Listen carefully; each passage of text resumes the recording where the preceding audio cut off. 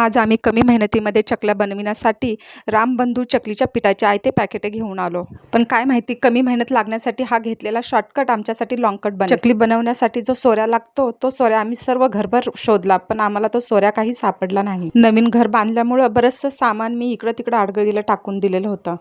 मग मी माझ्या जावेला फोन केला तर तिच्याकडे पण सोऱ्या नाही आणि तिने एक मला फॉर्म्युला सांगितला. मग काय तो फॉर्म्युला मी हातात तयार करण्यासाठी घेतला. कारण चकल्या बनवायचं काम आम्ही 10:30 ते 11:45च्या दरम्यान हातात घेतलं होतं. कारण तुम्हाला तर माहिती आहे आपल्या बायकांची दिवाळी म्हणजे दिवसभराची सर्व कामे उरकून रात्री आपण फराळचं बनवायला घेतो.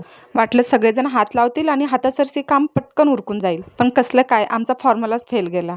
आणि नवीन सोऱ्या आणायचं म्हटलं तर आता दुकानं पण सगळे बंद झाले आणि शेजारीवरून सगळे झोपले होते. उठवायचं कसं ना त्यांना. मग काय हे तर माझ्यावरच उचकले. म्हटले तुला आधीच तयारी करून ठेवता येत नाही का? सोऱ्या वगैरे शोधून ठेवता येत नाही का? निदान लवकर जरी हा प्रॉब्लेम झाला असता तर नवीन सोऱ्या तर घेऊन आलो असतो. मग काय सगळ्यांचे फॉर्म्युले फेल गेले आणि माझा फॉर्म्युला कामाला आला. काय करणार ना, काहीतरी आयडिया लावून तरी पीठ संपवायलाच हवं होतं. कारण फ्रीजमध्ये जर ठेवलं तर दुसऱ्या दिवशी त्याला चिऱ्या जाण्याची शक्यता होती. मग काय याप्रमाणे आम्ही सगळ्यांनी चकल्या बनवायला हातात घेतल्या. थोडा वेळ करू लागले सगळे, पण नंतर सगळे कंटाळून उठून गेले. जशी काय माझ्या चुकीची मला शिक्षा दिली.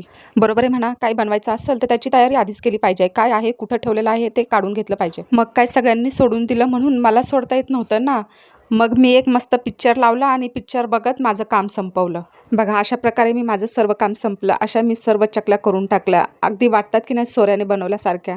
कारण मी कधी कुठं नडत नसते. मी काही ना काहीतरी आयडिया लावत असते. हे सगळ्यांना घरात पण माहिती आहे. मग मी खिडक्या उघडून बाहेर बघितलं तर सगळेजण झोपले होते. काही दरवाजे उघडे होते. मग जरा बरं वाटलं. खरं तर माझ्या निष्काळजीपणाचा पश्चाताप मला पण होत होता. पण मी आवाज चढवून सगळ्यांना गप्प केलं होतं की मी बनवूनच दाखवते ह्या पिठाच्या सर्वांना चकल्या. पण बनवता बनवता माझे नाकी नऊ आले होते. पण सांगणार कुणाला? मग अशा प्रकारे माझ्या सर्व चकल्या बनवून झाल्या. पण आता पण मी त्या चकल्यांकडे बघत मनात विचार करत होते की नक्की मी सोऱ्या ठेवला असेल कुठं.